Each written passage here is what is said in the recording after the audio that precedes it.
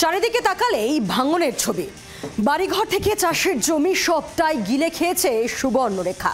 যেটুকু আছে সেটুকু যে কোনো সময় চলে যেতে পারে নদী গর্ভে।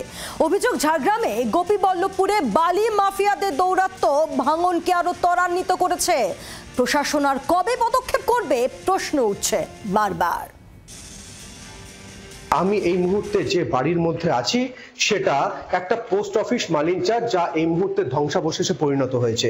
সামনেই দেখা যাচ্ছে, সামনেই যে নদী, সেই নদীর গর্ভে অর্ধেকের বেশি চলে গেছে।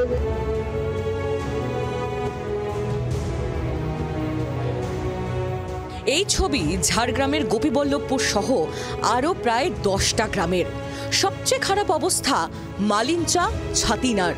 সুবর্ণরেখার করাল গ্রাসে চলে গিয়েছে বাড়ি, ঘর, ঠাকুর দালান, খেলার মাঠ, রাস্তা, বিঘার পর বিঘা জমি। লক্ষ লক্ষ টাকা বালি চলে গেছে, হিসাবের বাইরে। এই সুবর্ণরেখার দিকে বাইরে, হিসাবের বাইরে বালি যাচ্ছে বাইরে। পুরো 24 ঘন্টায় পুরো আমরা আতঙ্কের মধ্যে থাকি। কেন? আমরা আমাদের দেখা করে এখানে বাগান ছিল, মাঠ ছিল, হাজার হাজার গাছ ছিল, সব নদীর গর্ভে চলে গেল। খুবই কঠিন অবস্থা, মানে পরিস্থিতি খুব বিপজ্জনক।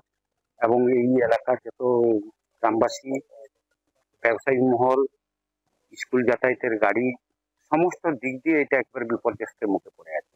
যদি এটা স্থায়ী সমাধান না করা হয়, তাহলে ভবিষ্যতে এই গ্রাম পুরোপুরি, এই এলাকাটা পুরোপুরি জলের নিচেই চলে যাবে।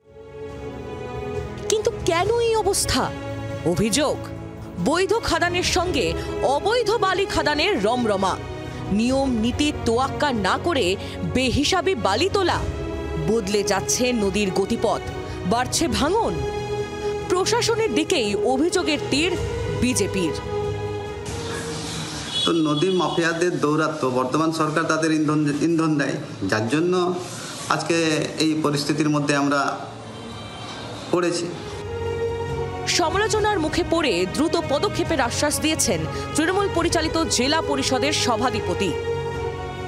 আমরা খুব তাড়াতাড়ি সেখানে দ্রুত ব্যবস্থা করব। সেটার জন্য যাই হোক, আমিও মানস ভূঁইয়া স্যারকে নিজে বলেছি, আর তার সাথে সাথে আমরা ডিএম স্যারের সাথেও আলোচনা করে নিয়েছি। এখনো যতটুকু অবশিষ্ট, যে কোনো সময় সেটুকু হারানোর আশঙ্কায় দিন কাটছে স্থানীয়দের। আশ্বাসের বাস্তবায়ন হবে কবে? সাধারণ মানুষের বক্তব্য, ব্যবস্থা নিক প্রশাসন।